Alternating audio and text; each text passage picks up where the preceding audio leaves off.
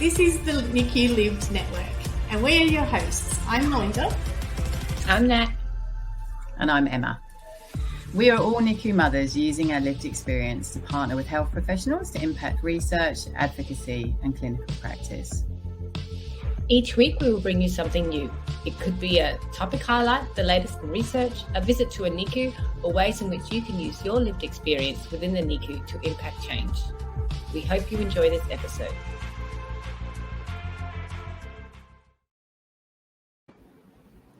Well, hello and welcome to this episode of the NICU Lived Network. All three of us are here today. Hi, Em. Hi, Nat. Hello. It's nice to be together again. I know. It's been a while. Absolutely. And we are actually going to be in the same room across the weekend for an upcoming conference, which is fantastic. Doesn't happen very often, but we'll be able to share that, which is great. Oh, there's a little Premier in the background. Hi, Alfie. He's gone now. He's run in and run out. Sorry. Family life. I love it. So this episode, if you're watching, this one's for you. So we talk every episode about how parents and how those with lived experience are involved in research, in advocacy, helping clinical practice. But today we have three really special ways that you at home can get involved and use your lived experience to make a difference. We are going to talk about three opportunities. I'm going to bring the screen, our presentation up so it's easier to have a look. Three opportunities today. One is the SurPre Trial, the platypus trial, and then the most premature babies survey. So these are ways that you as a parent or an adult that's been born prem can actually get involved and make a difference. So I think we should just jump straight in and show you these opportunities. Let me talk about these. Yeah, let me chat about the SurPre Trial. And this is a bit of a tongue twister, but this basically stands for Targeted Surveillance of Young Children Born Very Preterm. And I guess with this one, this is an opportunity to shape, I guess, the future developmental care for children born very preterm. We know as parents of children born very preterm, I guess anything more than 8 weeks early, at risk of having problems at school and might need support. I can testify to this, having a 9-year-old that's going through this right now. It's important to have a system in place that they can be checked at critical times within their development and referred to support services if they need it. So the team at Murdoch Children's Research Institute and Monash University are working together with research partners in the community to develop a family-friendly and sustainable follow-up model of care for children aged between 2 and 4 years. This will be targeted to the needs of the child and the family, and which can be implemented across Australia. Now, to do this, they're forming a working group with people from hospitals, community health, support groups, parents, carers, and young people all the way around Australia.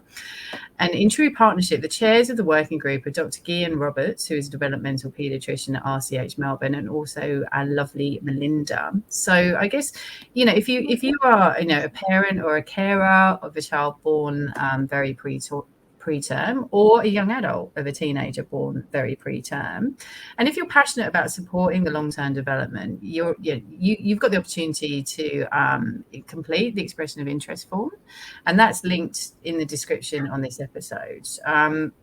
There's room for 10 consumers. There are some spots that have already been filled, but I think they are looking for more consumers to join the group. Now, all the sessions are online and members will be paid an honorarium. I can't even say the words. There we go. If you are interested in this one, applications for this one closes. It's quite soon, so Friday, the 27th of October. I will say this is one I'm super passionate about, as I said before, as a 9-year-old going through many of these challenges right now. If you're like me and want to be part of it, I guess this is an awesome opportunity to be involved and hopefully improve outcomes for your kids post NICU. And that's SurPre. Great. Yeah, absolutely. Just like you said, like looking at long-term follow-ups, it's something that's so important to parents. And when you look at all the different type of research that can happen, sometimes the ones that happen within the NICU are a little bit hard for parents to I guess, come up with those questions. For example, how much oxygen does a baby need when they get resuscitated or something like that. It's not something that a parent can, come up with that idea. But in this, when it's long-term developmental delay, this is where we need the parents. This is where we need the consumers. And like Absolutely. You said, co-chairing this working group. So if someone wants to join us, but both of you are also on this project. Which is absolutely fantastic. And like you said, I think some of the spots are filled. I was having a look today. There's 2 from WA, 2 from Victoria, I think, parents. One of them is a dad, which is fantastic. So if more dads want to get involved, they can absolutely do that as well. So excellent. So that's SurPre. And like Em said, we will have all the links on how to get involved and for more information in all the descriptions for this episode. So let's jump to the next one, which is the Platypus Trial. So this one I'm going to talk to. So Platypus stands for Platform for Adaptive Trials in Perinatal Units. The Platypus is a world-first adaptive platform trial investigating multiple interventions during pregnancy, at birth, and in the neonatal units to improve the health of preterm infants. It's co-led by Associate Professor Brett Manley, which all of you, if you watch the episode, you will know who he is, and Dr. Claire Whitehead. So traditional randomized controlled trials, or RCTs, are the gold standard approach to generate efficacy and the safety of medical interventions, but they can be slow, they can be expensive, and sometimes long to get those results into practice, and they test treatments often in isolation. The adaptive platform trials like Platypus can assess multiple interventions and use innovative design to make them more efficient so the results can be embedded into routine care a lot quicker. So this means, so for me, I'm also part of the Platypus project, and I'm still learning about it. Like I said, it's something that's new, it's something that's innovative, but this is what it means to be invited to have a seat at the table in research from the very beginning. And even if you are like me and don't understand the entire scope of it, your expertise and what's needed from you is your lived experience. That's where your power is. So for this particular part of the Platypus trial, they are looking for 1, possibly 2 consumers or parents to join their Platypus follow-up committee. That's going to be led by Professor Jeannie Chong. And by joining this committee, you will also be part of the Platypus Lived Experience Committee, which is chaired by me. So you get to work with me as well. So again, if people want to, if you are a parent or a carer of a child that's been born really premature, or a teenager or adult was born premature yourself and are interested, we'll have where you can message us. So either message us in our DMs, or we'll provide the email to show your interest. Again, these meetings are all online through Zoom, and you will also be paid an honorarium, same to try and for your time. And I think that's really important. For a long time, we have talked about consumers and parents being reimbursed for the contribution if they're going to have an equal seat at the table, that is valued and acknowledged. So yes, so that's the Platypus trial that you can join with us, which is fantastic. Busy lady, Melinda. Yes. Well, that's the thing too, right? So if someone wants to be part of SurPre and Platypus, you can. Like, you don't have to be one or the other. You can actually be part and have your expertise and your fingers in lots of little pies and be helping, which is fantastic. Yeah. So our third opportunity.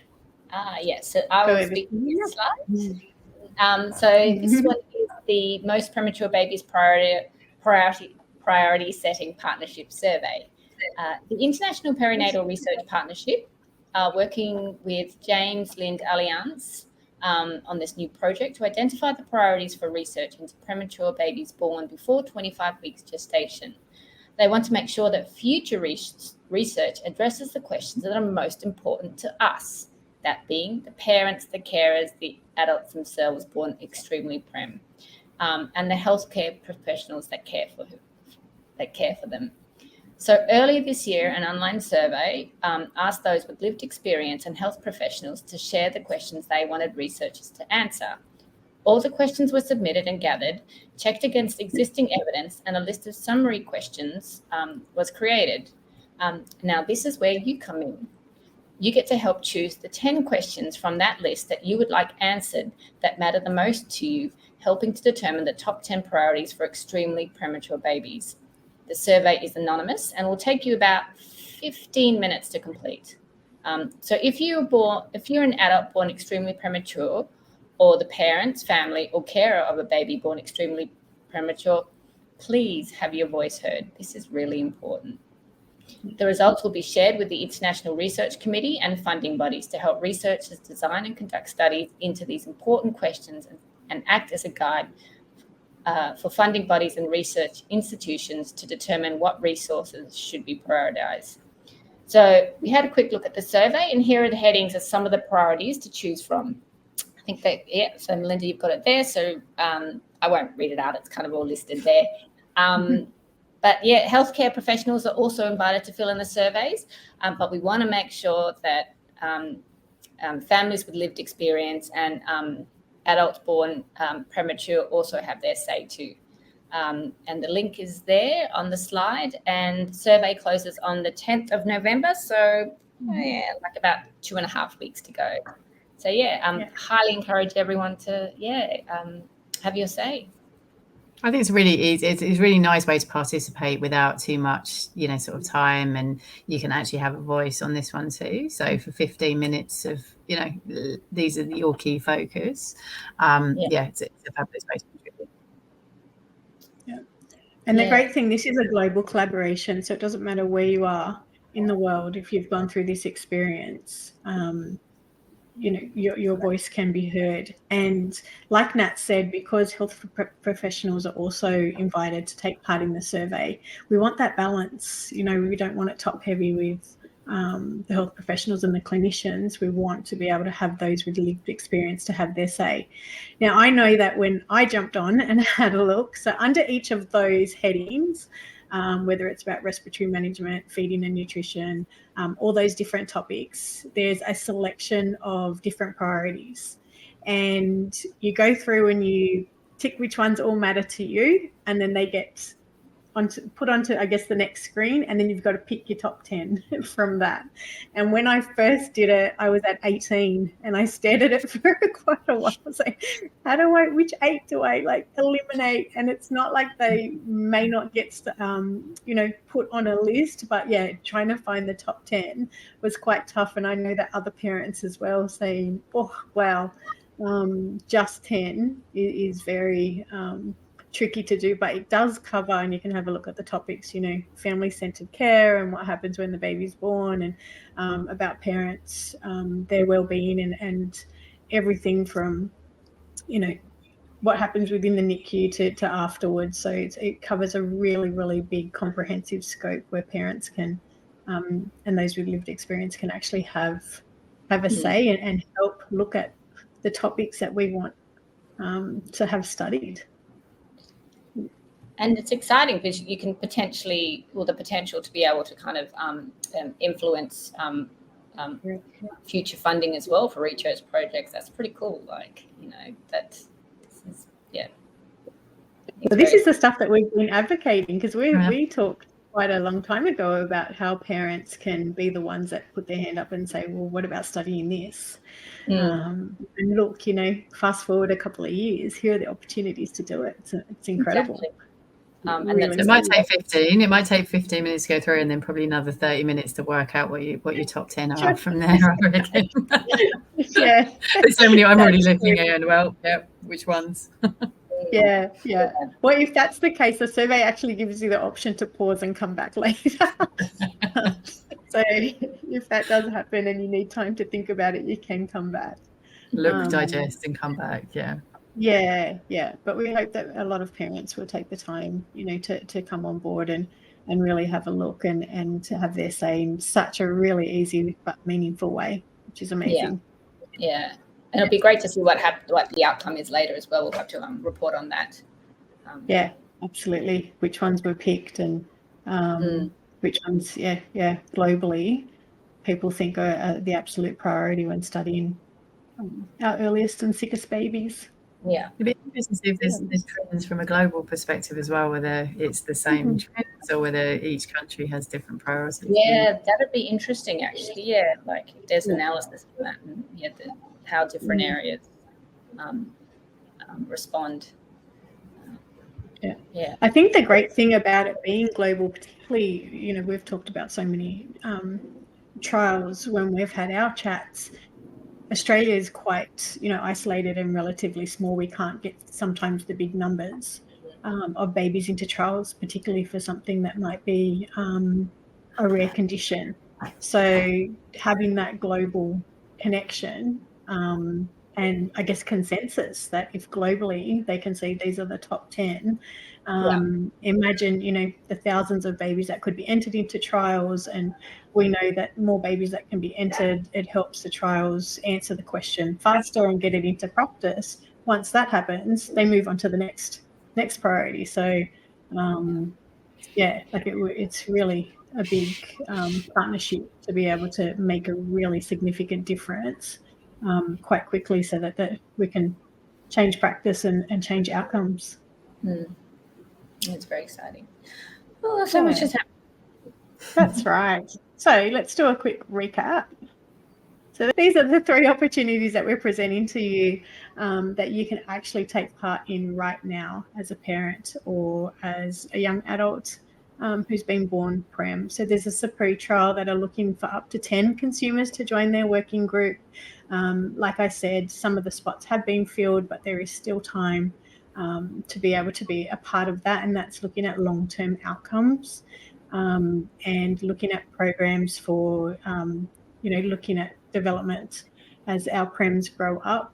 The Platypus Trial is a new and innovative way to do research, and they would like 1 to possibly 2 consumers to join their follow-up committee, which will then also add you to the lived experience committee, which is fantastic. And then, just like we were speaking about, please jump online and complete the online survey for the most premature babies and pick your priorities. Which top 10 things do you want studied to make a difference for our babies? Awesome. Well done. Well, that's our show. That's our episode for this week. And I think it's really great. I think it's the first one that we've done with a specific call out rather than just showing you what the work that's been happening. Here we are, which is fantastic. Yeah. And our next one will be all together in one room, hopefully. So this weekend, we can't do that. Yeah. I know. So this weekend is the Australian and New Zealand Neonatal Network CPI conference, which is clinical practice improvements. It's a little bit of a mouthful, but the ANZ and NCPI. And I think one of the really great things is that we have attended for quite a number of years, but it was from last year's conference that the whole idea of doing these episodes and this show was created and born, because we wanted to highlight what was going on behind the conferences. So this weekend, we're going to take lots of notes and videos and stuff like that, and really give you some insight into the conference, which is going to be great. And we'll be all in person together in Manly. So a year later. Yeah, exactly. Which is fantastic.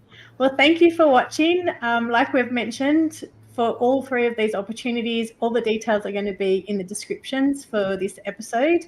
Please jump on, don't delay. Some have very short deadlines. The SurPre is in another week. The next Friday, I think, isn't it? Yeah, so 1 week for that one. 27th of October. Platypus is looking for someone, and then this survey closes on the 10th of November. So thank you for watching, and we will see you again very, very soon. Bye. Bye.